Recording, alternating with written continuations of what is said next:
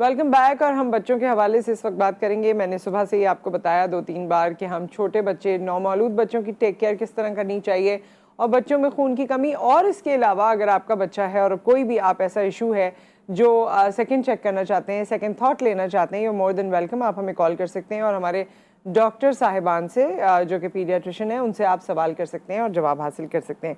हमारे साथ डॉक्टर महविश अफजल मौजूद हैं जो कि पीडियाट्रिक डिपार्टमेंट की सीनियर रजिस्ट्रार हैं, और उसके अलावा जिस तरह मैंने बताया पीडियाट्रिशियन है।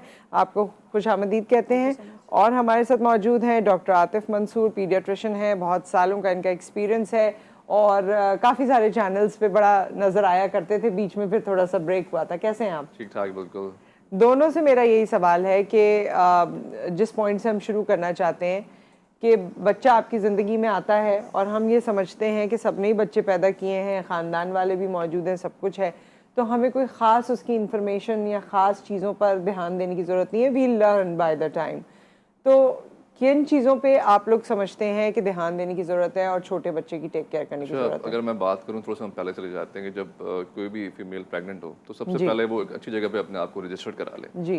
देखिए, जो चीज़ आप शुरू से केयर करेंगे, क्योंकि हम तो रिसीविंग एंड पे होंगे, तो अगर आपका 9 मंथ बड़ा अच्छा गुजरेगा, आपने जो वैक्सीन लगाई होगी, प्रॉपर आपने चेकअप किए होंगे, सारी चीज़ें अप टू डेट, आपने डाइटरी अपनी मैनेजमेंट अच्छी की होगी, तो बड़ा आसान हो जाता है। तो सबसे पहले ज़रूरी यही है कि आप एक अच्छी गायनेकोलॉजिस्ट को रजिस्टर्ड कराएं, चाहे वो कोई भी हो, चाहे वो गवर्नमेंट हो चाहे प्राइवेट में हो, और आप उसको फॉलो अप जरूर करें। जो सबसे ज़्यादा प्रॉब्लम हमारी यही होती है कि फॉलो अप बिल्कुल नहीं होता। नहीं, वो पैसे बनाने के लिए बुलाते हैं, कुछ भी नहीं होता, सब सही होता है। नहीं, ये देखें, ये कॉन्सेप्ट फिर आखिर में वो पेशेंट सफर भी करते हैं, क्योंकि पता ही नहीं चलता कि बीच में क्या प्रॉब्लम्स चल रही हैं, क्योंकि हम तो रिसीविंग एंड पे होंगे जब बच्चा डिलीवर होगा, जब हमारे पास आएगा। लेकिन 9 मंथ्स जो होता है वो पूरा, अगर वो अच्छी फॉलो अप हुए होंगे फिर, और सेकेंडली जब भी जहाँ पे डिलीवरी करवा रहे हैं वहाँ पे आप ज़रूर मालूम करें, जो मैं आपके प्रोग्राम के थ्रू भी सबको बता दूं, कि वहाँ पीडियाट्रिशियन मौजूद है या नहीं है। जब बच्चा रिसीव होगा तो उसे रिसीव कौन करेगा, और वहाँ पे वो सहूलत हैं जो शुरू के 10 मिनट होते हैं बच्चे की ज़िंदगी के, वो बहुत ज़्यादा ज़रूरी होती है।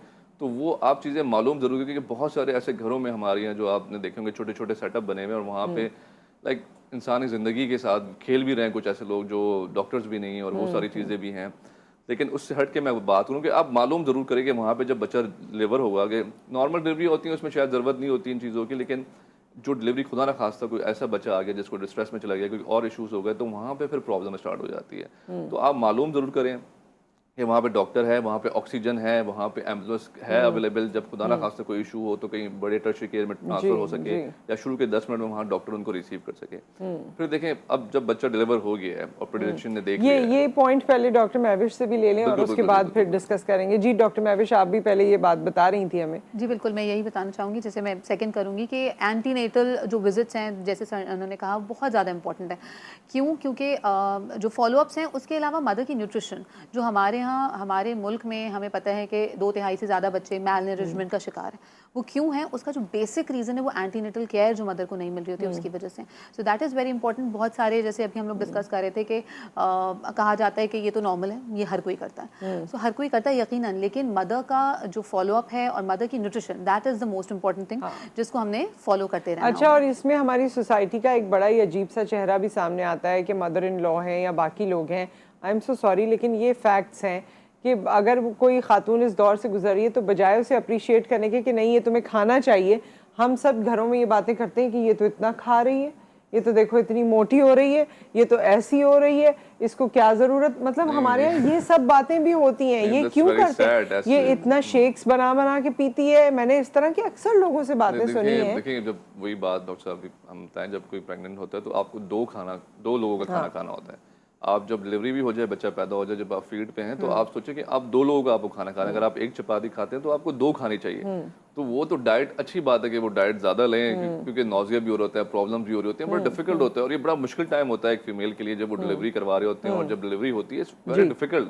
अच्छा, बल्कि ये मीडिया से ही एक हमारे पास ड्रामा इंडस्ट्री से ही, मैं उसका नाम नहीं लेना चाहती, लेकिन उसने मुझे एक दफ़ा बताया कि मुझे इतनी भूख लगती थी और मेरे इन लॉज में ये सारे मसाइल थे, तो मैं चिप्स खाती रहती थी और उसका वेट इतना पुट ऑन हुआ और हेल्थ बिल्कुल ख़राब हो गई।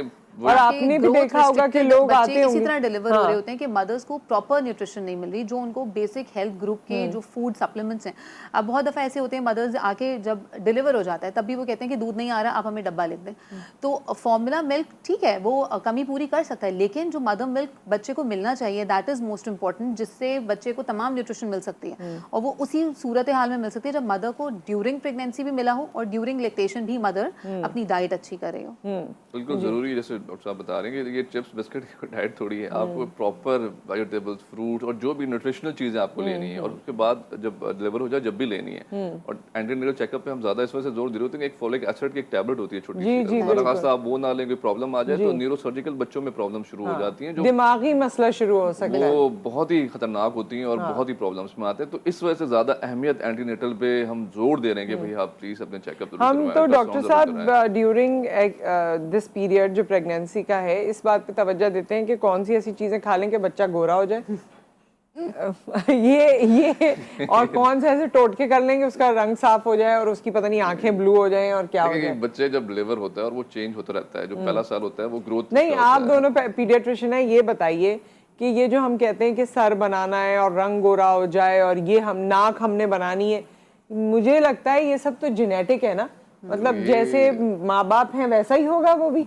तो ये या उनकी जेनेटिक कॉम्बिनेशन से वो कुछ भी रंग उसका आ सकता है या कुछ भी उसका सर बन सकता है। तो ये जो हमने किया हुआ है कि ऐसे रखो तो यूं रखो तो सर यूं बनेगा तो रंग यूं होगा, ये इसका भी जरा क्लियर कर दीजिए। ये चीज़ें सब कोई इसकी क्लैरिफिकेशन कहीं नहीं है बुक में, कहीं ऐसा नहीं कि ये ज़रूरी चीज़ें हैं, ये सब देखिए हमने खुद बनाई हुई चीज़ें हैं। और बच्चा जब मैं पैदा होता है, मैं आपको बताऊँ, वो इतना चेंज होता रहता है, उसका कलर हर चीज़, और ग्रोथ जो मैं बता रहा हूँ कि पहले साल में जब बच्चा पैदा होता है तो वो अगर एवरेज वेट लग रहा है तो 3 किलो का होता है, तो पहले साल तक वो 10 किलो पे चला या 12 किलो पे चला जाता है, तो इतनी ग्रोथ हो रही होती है पहले साल, तो चेंजेस आ रहे होते हैं बच्चे में। हर चीज़, हाइट पे अगर 50 है तो वो 75 सेंटीमीटर पे चली जाएगी, इतनी सेंटीमीटर बड़ी होती है, अगले 1 साल बाद फिर वो कम हो जाता है, इतनी नहीं ग्रोथ होती। तो और ये सर बनाना और ये सारी चीज़ें देखें, थोड़े से बड़ी जो हमारे लोग हैं क्योंकि वहाँ पे उस वक्त चीज़ें अवेयरनेस नहीं थी, चीज़ें नहीं थी, तो अपने हिसाब से सब मैनेज करते थे कि ऐसे कर लो, ऐसे हो जाएगा, तो इसकी कोई वैल्यू नहीं है। लेकिन थोड़ा सा आपको ख्याल रखना होता है न्यू बॉर्न को, जो हम आगे बात करेंगे, डॉक्टर साहब भी बताएंगे कि जब बच्चा डिलीवर होगा और घर चला जाएगा तो किन किन चीज़ों का बहुत ज़्यादा ख्याल रखना है। तो बस यहीं से डॉक्टर साहब और डॉक्टर महविश बताइए घर जाने के बाद क्या करना है। देखिए, घर जाने के बाद सबसे इम्पोर्टेंट चीज़ जो है ना, कुछ चीज़ें ऐसी होती हैं, कुछ एरियाज़ ऐसे हैं जिनके ऊपर आपने तवज्जो देनी है, मदर्स के लिए बहुत इंपॉर्टेंट है। ऐसे मुझे लगता है कि जब जैसे कुछ बड़े हॉस्पिटल्स हैं, कुछ प्राइवेट सेटअप जहाँ पे मदर को ड्यूरिंग डिस्चार्ज या बिफोर डिस्चार्ज उन्हें आगाही दी जाती है कि आपने किन किन चीज़ों का ख्याल रखना है। सबसे important breast feeding, breast feeding is the most important. कोई भी सप्लीमेंट, कोई भी फॉर्मूला मिल्क ब्रेस्ट मिल्क का मतबादिल नहीं हो सकता। ब्रेस्ट मिल्क हमें एनकरेज करना है हर मदर को, ठीक है, अगर आपको फीड नहीं आ रहा आप उसके लिए टैबलेट्स ले लें, आप उसके लिए सप्लीमेंट्स लें, अपनी डाइट अच्छी करें। उसके अलावा फर्स्ट फ्यू डेज़ में अम्बिलिकल कॉर्ड जो नाफ है उसमें इन्फेक्शंस हो सकते हैं, उसका ख्याल रखना, उसको अल्कोहल स्वॉब से क्लीन करते रहना, उस पर साइकाट्रिन पाउडर और उस पर काजल, सुरमा, तेल नहीं लगाना, जो कि हमारी दादियाँ नानियाँ करती थी। यकीनन उनकी कुछ मिथ्स होंगे, लेकिन अगर हम उन्हें सही तरीके से समझा के मना करें तो मान सकते हैं। अब उन्हें समझाएं कि ठीक है ये करने की ज़रूरत नहीं है। इसी तरह से आँख के इन्फेक्शंस बच्चों में बहुत कॉमन है first few weeks of life में या फर्स्ट वीक ऑफ लाइफ में। आँख में से कोई मवाद आ रहा है, बहुत ज़्यादा है कि आप बड़ा बड़ा सुरमा लगा देते हैं बच्चों को, जो कि नहीं लगाना। सुरमा, काजल नहीं लगाना। अपने आँखों को अगर हल्का सा मवाद आ रहा है या कुछ पीस, वो एक्चुअली जब सामने ही आता है तो वो एक मॉडल की तरह होता है, इसकी आई लैशेस क्यों छोटी हैं, इसकी आईब्रोज क्यों नहीं आईब्रोज बनी हुई होती हैं हुई। बाकायदा हाँ जी, बच्चों तो की। ये इसको जो है वो माँ बाप कोशिश करते हैं या घर वाले कोशिश करते हैं कि पहली फुर्सत में इसको जो है ना मॉडल बना अपडेटेड कर दो। अब ये आ गया वो अपना खुद अपना पूरा स्ट्रक्चर उसका खुद अल्लाह ताला ने बनाया है, वो खुद डेवलप होगा। लेकिन अगर उस हो रहा है तो हम लोग ये करते हैं कि आँख का गुलाब का पानी लोग डाल देते हैं आँखों में बच्चों के। अच्छा। सो वो नहीं करना है, आपने सिर्फ नॉर्मल कॉटन से, क्लीन कॉटन पैड से उस आँख को साफ करना है, और उसी कॉटन पैड से दूसरी आँख को नहीं करना। दूसरी आँख को साफ करने के लिए आपने दूसरा कॉटन पैड लेना है। ये छोटी छोटी चीज़ें बहुत इंपॉर्टेंट होती हैं। इसके अलावा स्लीपिंग के हवाले से भी है ना कि किस तरह से बच्चे को सुलाना है, थोड़ा सा बिल्कुल थोड़ा सा बिल्कुल स्ट्रेट नहीं सुलाना, थोड़ा सा ऊंचा करके सुलाना, या करवट पे थोड़ी देर के लिए लिटा दें। दूध पिलाने के बाद बिल्कुल स्ट्रेट फॉरन नहीं लिटाएं।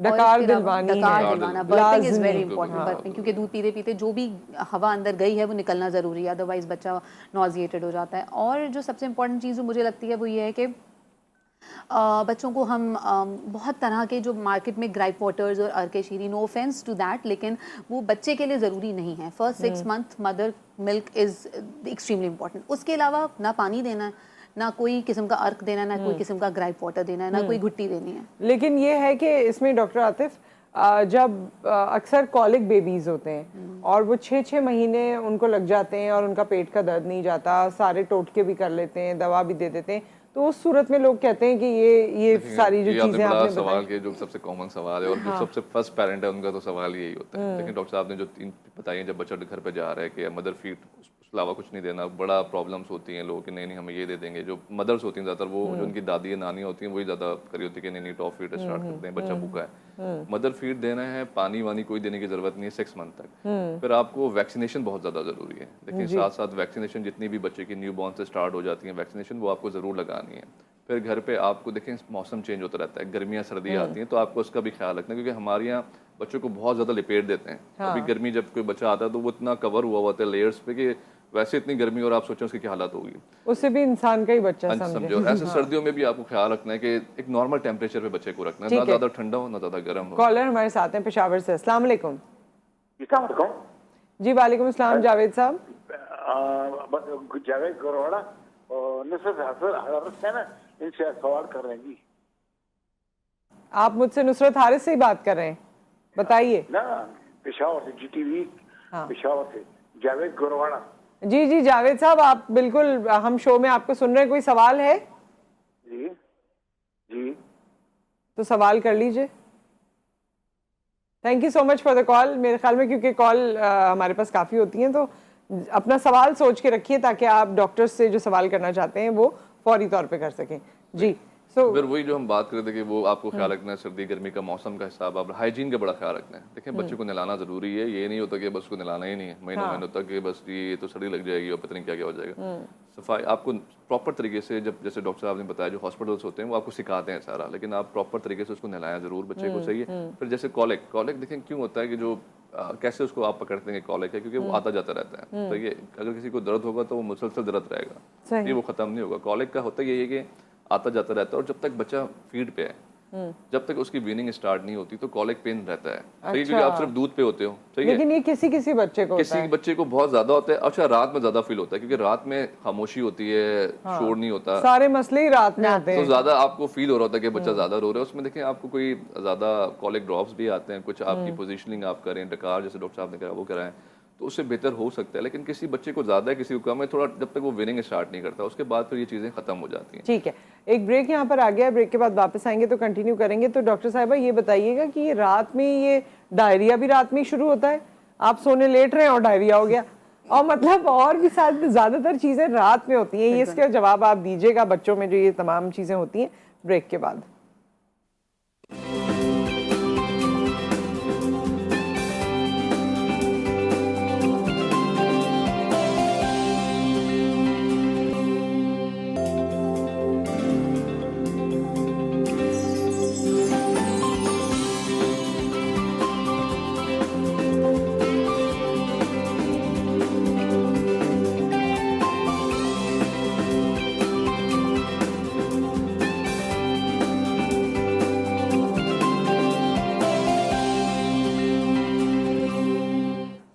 Welcome back. और बच्चों के हवाले से हम बात कर रहे हैं, बच्चों के अमराज के हवाले से आप हमें कॉल कर सकते हैं, क्योंकि हमारे साथ दोनों पीडियाट्रिशियन मौजूद हैं, डॉक्टर महविश हैं, डॉक्टर आतिफ हैं, और हम छोटे बच्चों की, नौमौलूद बच्चों की भी बात कर रहे हैं, और उससे बड़े बच्चे अगर हैं तो उसके हवाले से भी आप हमसे बात कर सकते हैं।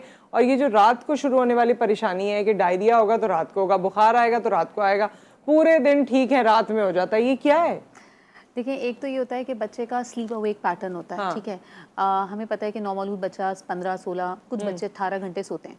अब अगर वो जाग रहे, आप वो पूरी अपनी नींद कर चुका है तो वो रात में माँ को जगाएगा। या फिर ये होता है कि मदर्स तमाम कामों से फारिग होके रात में ही वो भी फारिग होती हैं, तो उनको ये छोटी छोटी जो डिटेल्स है ना वो रात में देखने का मौका मिल रहा होता है। बच्चा रो रहा होता है उस टाइम पे, जब सब जाग रहे होते हैं, एक ने गोद में ले लिया, दादी ने गोद में ले लिया, नानी ने गोद में ले लिया, जब सब सो गए तो सिर्फ माँ ही देखेगी, तब वो माँ के पास ही रो रहा होगा। लेकिन मोस्टली ऐसा होता है कि कोलिक्स जो होते हैं वो रात के वक्त ही होते हैं। बुखार तो हर वक्त हो जाता है, डायरिया भी हर वक्त दिन में मेरे ख्याल में बच्चे को भी बहुत सारी एंगेजमेंट्स मिलती है, रात में लेट से उसको भी याद आता है कि मेरी तबीयत ठीक नहीं है, रात में सुकून होता है, शोर शराबा। कॉलर हमारे साथ हैं। अस्सलाम वालेकुम। वालेकुम सलाम। जी। वालेकुम सलाम डॉक्टर साहबा, मुझे ना सवाल करना था कि मेरा बेटा है 4 मंथ का। हम्म। जी तो बताइए। उसमें ये है कि उससे ना 2-3 दिन से रेड कलर के छोटे छोटे से दाने निकल रहे हैं, ऊपर मतलब टिप पे ब्लैक है और पूरी बॉडी पे निकल रहे हैं आहिस्ता आहिस्ता। अच्छा, कोई सवाल है इनसे आप लोगों का? तो बच्चे फीवर वो ना वगैरह बच्चा है? बेसिकली शुरू कहाँ से हुए हैं? मदर फीड रहा है, इसके अलावा कोई चीज नहीं ले रहा। अच्छा, कब से शुरू हुए हैं?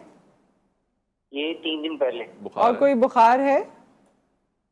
बुखार हल्का हल्का कभी होता है, कभी और खुद ही खत्म हो जाता है। आप मैं लोग ना डायरेक्ट भी ड्रॉप बात दे कर देते हैं। सकते हैं दाने इनसे। शुरू कहाँ से हुए? रैशेस शुरू कहाँ से हुए हैं? दाने शुरू कहाँ से हुए हैं? रैशेस ऊपर से दाने नीचे? शुरू टांगों से हुए थे। अच्छा अच्छा, चले सही है। ठीक है, आपने तो कोई सवाल नहीं करना, दूध पी रहा है बच्चा या दूध सिर्फ वगैरह? मदर फीड कह रहे हैं वो। बिल्कुल पी रहा है, खेलता भी है। एक और चीज मैंने ये पूछनी थी कि मदर फीड मतलब जो खाना वगैरह खाती है उसका तो नहीं बच्चे पे कोई इफेक्ट होता? ठीक है, अच्छा सवाल है, ऑन एयर बात करेंगे इस पे। जी। देखें, इसमें जब छोटे बच्चे होते हैं, डॉक्टर साहब भी बताएंगे, कुछ वायरल इन्फेक्शंस होते हैं, वायरल चीज़ें होती हैं, वो खुद ब खुद अपने लिमिट से सही हो जाते हैं। कुछ दाने बच्चों को कपड़ों से भी हो जाते हैं, वो जो दूसरे कपड़े होते हैं उससे एलर्जी भी सही। बच्चों को हो जाती है। तो इसमें देखें, आपको डॉक्टर को दिखाना ज़रूरी है, किस किस्म के दाने हैं, कैसे हैं, कहाँ से शुरू हैं, बुखार तो नहीं है, कोई और गला ख़राब और वजह तो नहीं है। तो ये छोटा बच्चा 4 महीने का, तो 4 महीने के बच्चों में हमें देखना होता है कि किस वजह से शुरू हुए हैं। क्योंकि ज़्यादातर ये होता है कि जैसे गर्मी बहुत ज़्यादा पड़ रही है और कपड़े क्या एलर्जिक, उस तो हवाले ऐसे से कोई सिवियर आपको कोई ऐसा ये मसला नहीं डिपेंड के लगा? बच्चे को देखना पड़ेगा कि दाने किस तरह के हैं, ठीक है, कैसे, क्योंकि लेकिन इसमें बुखार बहुत सारे क्योंकि हल्का वायरल हैं। फुल्का आ रहा है तो दिखा लेना डॉक्टर जरूर को। डॉक्टर को दिखाएं, अपने जो भी करीबी सही। डॉक्टर हैं, बच्चों के डॉक्टर को दिखाएं जरूर। ठीक है, ताकि वो एक और कॉलर हमारे साथ हैं, फिर इनका भी और उनका भी आप साथ ही जवाब दे दीजिएगा। अस्सलाम वालेकुम। वालेकुम जी फरमाइए मुश्ताक साहब। जी मैडम, मेरे बेटे को बुखार है 10 दिन से, मुसलसल 10 दिन से उतना चल रहा है, बीपी भी उनका लो हो रहा है। क्या नहीं बंद हो रहा? 10 दिन से बुखार चढ़ रहा है? डॉक्टरों को दिखा, आपके डॉक्टरों को दिखा तो उन्होंने आराम नहीं हो रहा। अच्छा, क्या उम्र है बच्चे की? बच्ची है उनकी 15 साल। अच्छा, और कोई आपने डॉक्टर को जो दिखाया उन्होंने कोई टेस्ट किए या क्या बताया उन्होंने आपको? उन्हें टेस्ट की बस मेडिसिन दे रहे। अच्छा, बुखार के साथ और क्या है? कोई पेट में दर्द, मोशन? बुखार के साथ और पेट में दर्द, कोई मोशन, कोई और चीज, गला खराब? कुछ भी, आप कुछ गला खराब हो रहा है और बीपी भी उनका लो हो रहा है बस। बीपी भी लो हो रहा है? ठीक है, ऑन एयर बात कर लेते हैं। जी, पहले तो वो जो पिछले कॉलर थे उनको आप कुछ और बताना चाहती हैं? देखिए, 4 महीने का बच्चा है, छोटा बच्चा है, हम किसी भी दाने पे फोन पे कमेंट नहीं कर सकते, ठीक है? अच्छा, उन्होंने जो कहा मदर फीड का तो इफेक्ट नहीं है नहीं, ये? मदर फीड का कोई इफेक्ट नहीं है। माँ का दूध बच्चे के पेट में जाता है, जिस्म के किसी और हिस्से पे नहीं जाता, उससे उसका सिर्फ वजन बढ़ता है। उससे कोई एलर्जी नहीं नहीं, होती, उससे कोई कोई एलर्जी मसला नहीं होता। मदर फीड इतना ज़्यादा ज़रूरी है कि अगर मिजल्स जैसे किसी का भी हो भी जाए तो वो मदर फीड उसे बचाता है। उसमें अल्लाह ताला ने इतनी चीज़ें रखी हैं कि वो मुदाफ़ियत बहुत है सारी चीज़ों से उसको बचा भी रहा और होता है। आप दोनों डॉक्टर्स हैं, आप ज़्यादा बेहतर बता सकते हैं, लेकिन मैंने तो यही सीखा है कि आफ्टर डिलीवरी भी जो हम ख़वातीन को कह देते हैं कि चावल ना खाओ, ये ना खाओ, वो ना खाओ, ऐसी कोई चीज़ नहीं है। वो सब कुछ खाना चाहिए क्योंकि वो मदर फीड के ज़रिए बच्चों को जा रहा होता है और उसकी अपनी न्यूट्रिशन है। तो जो हम अपनी ख़वातीन को रोक देते हैं कि ये बादी है, ये सही नहीं है, ये इतने दिन नहीं खाना, ये गलत है। बिल्कुल, बहुत सारे पेरेंट्स ऐसे आ रहे होते हैं जो हमें बताते हैं कि अगर बच्चे को पीलिया है तो माँ कोई पीली चीज़ ना पहने, माँ कोई पीली चीज़ ना खाए। इन सब सोना ये सब पहना मिथ्स दें, वो हैं। मिथ्स हैं। देखिए, ये सब डिफरेंट मिथ्स मिथ्स हैं। और डॉक्टर साहब, एक चीज़ बात बड़ी अच्छी की जॉन्डिस पे हम थोड़ी सी बात कर लें कि न्यूबॉर्न जब बच्चे एक जवाब उनका दे दें पहले, जो जवाब दे दें, 15 साल की अच्छा, बच्ची 15 है, साल की बच्ची जो है बीपी लो हुए जा रहा है और बुखार। देखिए, 10 दिन से अगर वो बुखार कह रहे हैं तो 10 दिन से बुखार पे सबसे इंपॉर्टेंट है कि बच्चों के डॉक्टर को, स्पेशलिस्ट को दिखाएं, पूरा वर्कअप कराएं। 15 साल की है? 15 साल की है। कुछ डॉक्टर्स देख भी लेते हैं। यूजुअली हम पीडियाट्रिक एज ग्रुप में 13 ईयर्स तक देखते हैं, उसके बाद एडोलेसेंट में जनरल कंसल्टेंट फिजिशियन देखते हैं, लेकिन कहीं कहीं एडोलेसेंट्स 18 ईयर्स तक भी देखा जाता है।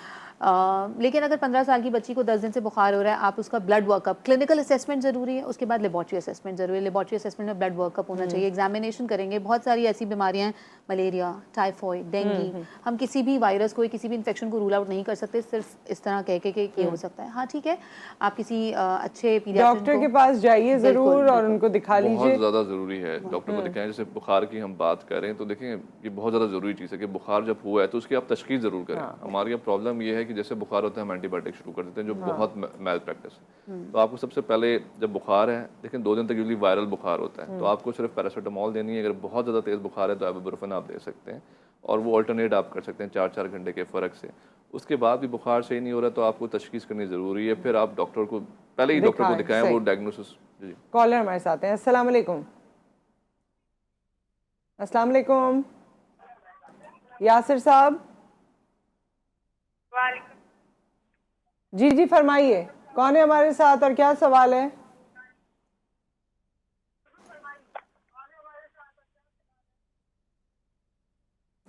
टीवी से सुनने में जो है ना वो तो अगला दिन आ जाएगा, तो जब फ़ोन पे बात करें तो फ़ोन पे ही बात करें, उस वक्त टीवी से ना सुने।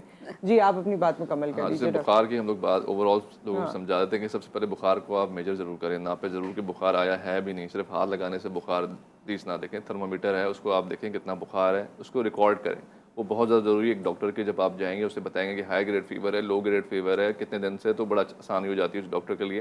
फिर वो क्लिनिकल डायग्नोसिस देखता है, क्लिनिकल एग्जामिनेशन करेगा, फिर कुछ टेस्ट ज़रूरी हैं। अगर हम टाइफाइड सोच रहे हैं तो हम उसको ब्लड CS कराएंगे, और CBC में बहुत सारी चीज़ें आ जाती हैं। तो बुखार डॉक्टर साहब ने से बताया मलेरिया का अलग बुखार है, उसकी अलग ट्रीटमेंट है। अगर कोई वायरल है तो उसमें कोई एंटीबायोटिक की नीड नहीं है, हर बुखार में एंटीबायोटिक आपको नहीं देनी, आपको डायग्नोसिस करना है कि किस वजह से बुखार हुआ है। अगर वायरल है या बैक्टीरियल है तो उस हिसाब से उसकी ट्रीटमेंट करेंगे। मलेरिया है तो एंटी मलेरिया उसकी ट्रीटमेंट होगी, तो वो डॉक्टर डायग्नोस करेगा। कॉलर हमारे साथ हैं। अस्सलाम वालेकुम साजिद साहब। वालेकुम साहब, कैसी हैं आप? जी अल्लाह का शुक्र। खैर आपको, जी बहुत शुक्र। डॉक्टर आसिफ साहब को भी और डॉक्टर महबूब शमशद साहब को भी बहुत सारा सलाम पेश करते हैं। वालेकुम अस्सलाम। सुबह बखैर और बहुत सारी दुआएं आप सबके लिए। मेरा सवाल इनसे, बाज़ बच्चे होते हैं जिनमें आयरन की कमी आ जाती है और वो बाज़ बच्चे जो है ना मट्टी और कंक्रीट खाना शुरू कर देते हैं। ऐसे जो बच्चे हैं उनकी उम्रें जो है ना 2 साल से तो 5 साल के दरमियान होती हैं, और वो बच्चे जो है ना खाते हैं, फिर वो बीमार होते हैं और उनको पिक्सेस और इस तरह की बीमारियां लाभ हो सकती हैं। ठीक है, आयरन की कमी के लिए कौन सी ग़िज़ा इस्तेमाल कराई जाए बच्चों को, ठीक है। और अद्वियात में भी क्या उनको दिया जाए कि वो ये इस तरह कंक्रीट और मट्टी खाना छोड़ दें? ठीक है, इस हवाले से इसका जवाब हम आपको ऑन एयर देंगे। बहुत बहुत शुक्रिया। एक और कॉलर है। अस्सलाम वालेकुम। वालेकुम अस्सलाम। जी क्या सवाल है आपका? मेरा सवाल है कि जो मदर है बच्चे को फीड करवाती है, जी तो किसी दौरान वो मदर बीमार हो जाती है तो वो उसको फीड करवा सकती है, उसको बच्चे को असर तो नहीं पड़ेगा? ठीक है जी, अभी हम ऑन एयर बात करेंगे इस पे। बहुत बहुत शुक्रिया। एक ब्रेक आ गया, ब्रेक के बाद वापस आएंगे और इन दोनों सवालात के जवाबात अपने डॉक्टर से लेंगे।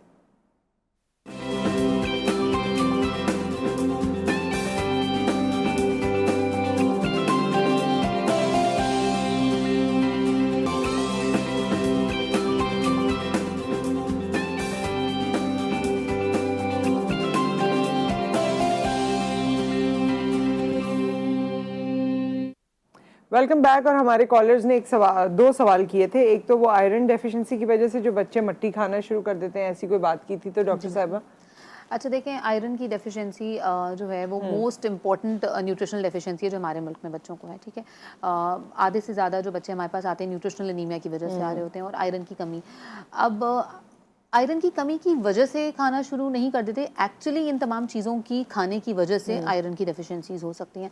बहुत से बच्चे ऐसे होते हैं जब वो क्रॉल करना शुरू करते हैं, उन्हें जो भी चीज़ दिखती है वो उसको ग्रैब करने की कोशिश करते हैं। जब वो उसे ग्रैब करें तो वो चप्पल आया या वो जूता आया या वो कोई प्लांट है, पॉट है, कोई भी चीज़ है, वो दीवार है, तो वो जो भी चीज़ उनके हाथ पे लगेगी, क्योंकि बच्चा एक्सप्लोर कर रहा है, वो अपनी एक्सप्लोरिंग एज में, तो वो चीज़ मुंह में डालता है। अब उसके टेस्ट बड्स को अगर वो अच्छी लग गई, वो पैलेटेबल लग गई, तो वो मुंह में डालने की कोशिश करेगा। वो बार बार आयरन डेफिशिएंसी से कोई आयरन ताल्लुक नहीं डेफिशिएंसी है। ये तमाम चीज़ें लेते रहने की वजह से आयरन की डेफिशिएंसीज हो सकती हैं बच्चों के अंदर।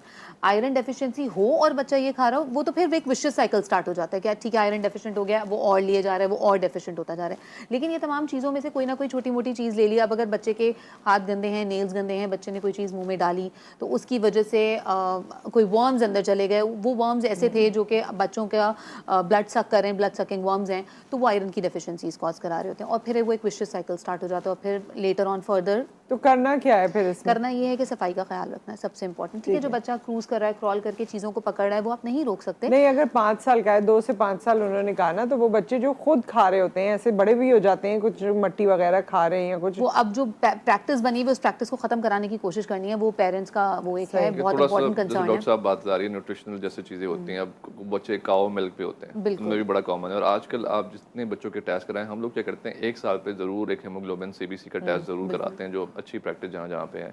ताकि वो देखें आयरन कितना है, हीमोग्लोबिन का लेवल क्या है, फिर आगे जाना है तो आयरन का देखने टेस्ट सारे ना। तो वो न्यूट्रिशनल भी चीज़ें हैं, वो बच्चा सिर्फ दूध ही पी जा रहा है सिर्फ, और कुछ ऐसी विनिंग के बाद भी उसने कुछ चीज़ें नहीं ली हैं न्यूट्रिशनल। जैसे जब भी हम कह रहे हैं कि न्यूट्रिशनल की वैल्यूज़ हैं, आपको उसको सब्जियां भी देनी है, आपको फ्रूट्स भी देने हैं। हमारी प्रॉब्लम ये, सब्जियां तो अभी भी कोई पका ले तो पूरा घर कोई नहीं खाएगा, सही है। तो बच्चा जब भी छोटा हो, आपको देखें उसके टेस्ट पर, जैसे डॉक्टर साहब बता रही हैं, आपको डेवलप करने हैं, तो आपको उसको हर चीज़ टेस्ट करानी है, आपको सब्जियां सारी टेस्ट करानी है उसको, आपको पालक भी दें, चुकंदर भी दें। जब थोड़ा बड़े बच्चे की हम स्कूल गोइंग की बात करें तो उनको आपको बहुत, देखिए अगर आपको देखना है बच्चे का, सिर्फ मोटा होना अच्छी बात नहीं है, आपको न्यूट्रिशनल वैल्यूज भी उसको देनी है सारी, कि न्यूट्रिशनल कितना जा रहा है, विटामिन डी कितना है उसके अंदर, फिर बहुत सारे विटामिन की डेफिशिएंसी से भी आपको B12 हो गया, फिर उसके भी अनीमिया हो रहा होता है। तो न्यूट्रिशनल आपको बहुत सारी चीज़ें देखनी होती हैं, आपके डाइट प्लान क्या है, बच्चे का वेट कितना है। एक कॉलर हमारे साथ हैं और उसके बाद वो दूसरा वाला सवाल भी है। अस्सलाम वालेकुम। वालेकुम सलाम। जी, कौन है हमारे साथ और क्या? शहजाद साहब। मैं ना खुरम, हाँ जी शहजाद, वो बात की थी पहले, लेकिन मुझसे ना 2 क्वेश्चन पूछने थे, वो मिस हो गए थे जी। वो काइंडली मुझे बता दीजिएगा। एक तो मेरा ना भतीजा है 3 साल का, वो मैंने पूछना था, वो ना चाक वगैरह खाता है। अच्छा ठीक है। चाक खाता है। और दूसरा ये कि जो मैंने अपने बेटे का बताया था ना, वो हमने डॉक्टर को चेक करवाया था, उसने हमें मीजल्स बताया था और उन्होंने मेडिसिन कोई दी थी। कौन सी प्रॉब्लम आपने बताई थी बच्चे की अपने? जी, अपने बेटे अच्छा, का, वो जो दाने आप कह रहे थे, हाँ जी हाँ जी, 4 मंथ एज के दाने मीजल्स का है डॉक्टर ने। और कॉलिक ड्रॉप उन्होंने दिए थे, ड्रॉप्स में एमैक्स और रिजिक्स ना। हाँ, तो जब डॉक्टर ने कहा मीजल्स हैं तो फिर किसी मीजल्स के हो घर में सकते थे, आसपास थे, क्योंकि 4 मंथ्स को बहुत रेयरली होते हैं जो किसी को थे घर में ये मीजल्स हो रहे थे घर में किसी को? किसी को नहीं थे, यही पूछना था कि इस एज में कोई इशू तो नहीं है, 4 मंथ एज में। देखिए नहीं, 4 मंथ में यूजुअली मीजल्स रेयर होता है। अच्छा, ये डॉक्टर्स तो ये कह रहे हैं कि 4 मंथ्स में होता इतना नहीं है मीजल्स, तो आपने या तो किसी रिश्तेदार के यहाँ गए होंगे या कोई घर आया होगा या किसी को होंगे शायद उससे। जी, मैंने कहा घर कोई बच्चा आया होगा, मे भी उससे हो गया। हाँ मे बस बी। ख्याल रखते हैं, देखें इसकी कॉम्प्लिकेशंस होती हैं, नॉर्मल यूजुअली अपने टाइम से सही हो जाता है, लेकिन उसमें फीवर होता है, हाई ग्रेड होता है, उसमें सारे साइन एंड सिम्टम्स होते हैं, बच्चे की आंख से पानी भी बह रहा होता है, खांसी भी हो रही होती है, अब क्या और सिम्टम्स है अभी पता नहीं, कौन से दिन चल रहा है अभी ये भी नहीं पता इनको क्या चल रहा है।